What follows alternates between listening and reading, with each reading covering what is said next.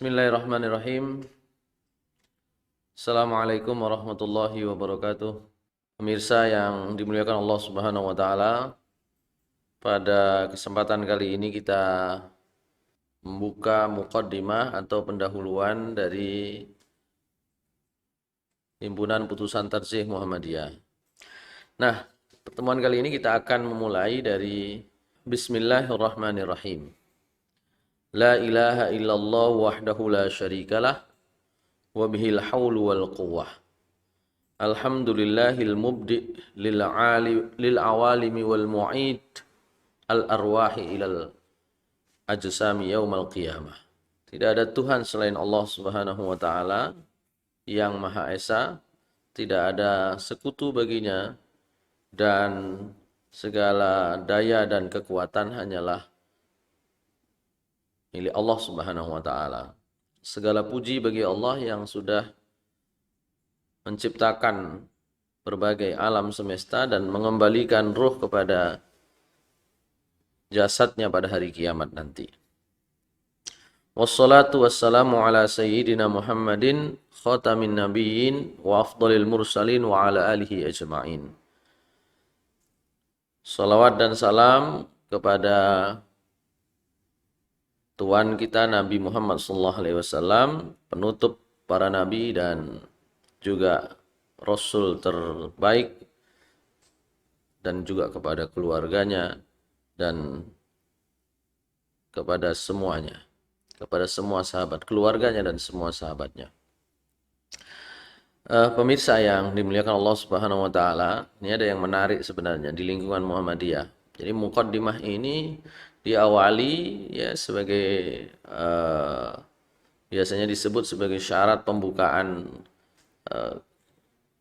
kegiatan, kajian, pertemuan, taklim atau apapun dalam Islam itu adalah memuji Allah dan bersolawat kepada Rasul.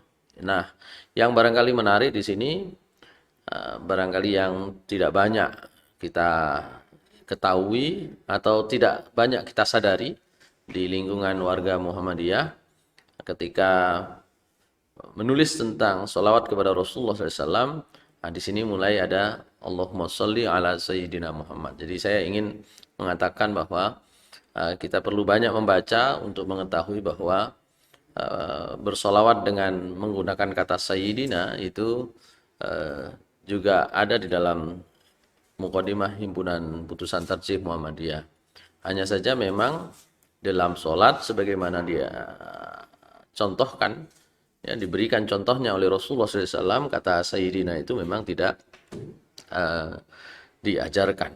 Oleh karena itu dalam sholat tentu saja tidak kita lakukan. Tapi dalam bahasa sehari-hari, ya, menyebut bersolawat kepada Rasulullah SAW dengan kata Sayyidina itu juga tetap dibolehkan sebagaimana juga di dalam HPT, pembukaan HPT ini. Itu barangkali yang menarik, satu frase atau satu alinea dari pembukaan kita. Kemudian saya lanjutkan. Wa qad warada fil hadithi an Umar radhiyallahu anhu qala bainama nahnu julusun 'inda Rasulillah sallallahu alaihi wasallam zata yaumin idh tala'a 'alaina rajulun shadidu bayadhi thiyab shadidu sawati sya'ri la yura alaihi atharus safari wa la ya'rifuhu minna ahadun hatta jalasa ila nabi sallallahu alaihi wasallam fa asnada rukbatayhi ila rukbatayhi wa wada'a kaffayhi ala fakhidhayhi wa qala ya Muhammad akhbirni 'anil Islam fa qala Rasulullah sallallahu alaihi wasallam al-islamu an tashhada an la ilaha illallah wa anna Muhammadan Rasulullah wa tuqimus salata wa tu'tiyaz zakata wa tasuma ramadhana wa tuhijjal baita wa tahujjal baita in istata'ta ilaihi sabila. Qala sadaqta. Fa'ajibna lahu yas'aluhu wa yusaddiquhu. Qala fa akhbirni 'anil iman. Qala an tu'mina billahi wa malaikatihi wa kutubihi wa rusulihi wal yaumil akhiri wa tu'minu bil qadari khairihi wa syarrihi. Qala sadaqta. Al hadits rawahu Muslim. Kemudian muqaddimah ini juga menyebut tentang hadis yang panjang. Sebenarnya kurang lengkap hadis yang diutarakan di sini.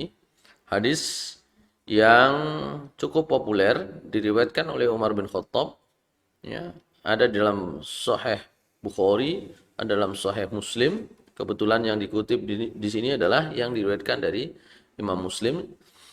Itu adalah tentang kedatangan Jibril alaihissalam yang datang kepada Rasulullah SAW di saat beliau bersama para sahabat-sahabatnya.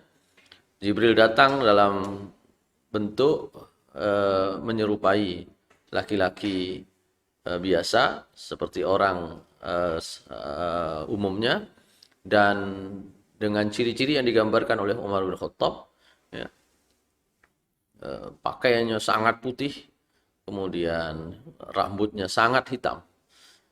Kemudian ketika datang langsung mendekat kepada Rasulullah SAW, sehingga lutut beliau dan lutut Rasulullah SAW itu nempel, langsung duduk dekat Rasulullah dan kemudian mengajukan pertanyaan. Pertanyaan sebenarnya dalam riwayat yang lebih lengkap itu ada 3 pertanyaan, yaitu tentang apa itu Islam dan apa itu iman, serta apa itu iman, apa itu Islam, dan apa itu ihsan. Yang kemudian hadis ini menjadi dasar bagi kebanyakan umat Islam, para ulama, para fuqaha mengkategorikan ajaran Islam itu dalam 3 kategori, yaitu akidah, syariah, dan akhlak, gitu ya. Hanya saja hadis ini memang yang dikutip di dalam HPT ini itu lebih menekankan pada 2 aspek, yaitu aspek iman dan aspek Islam, aspek akidah dan aspek syariah. Karena sesungguhnya HPT ini merupakan kumpulan putusan tarjih yang membicarakan 2 aspek ini. Ya, yang pertama nanti kita akan masuk kitabul iman atau bab iman. Kemudian yang lebih banyak nanti kita akan banyak bicara tentang bab syariat, bab tentang ibadah dan muamalah. Kita akan lebih banyak membahas tentang ibadah dan muamalah setelah pembahasan tentang iman itu selesai. Pemirsa yang dimuliakan Allah Subhanahu wa taala, jadi dari hadis atau riwayat yang dikutip tadi itu kita dapatkan jawaban apa itu yang disebut Islam. Islam itu adalah bersyahadat tidak ada Tuhan selain Allah dan Muhammad itu Rasulullah.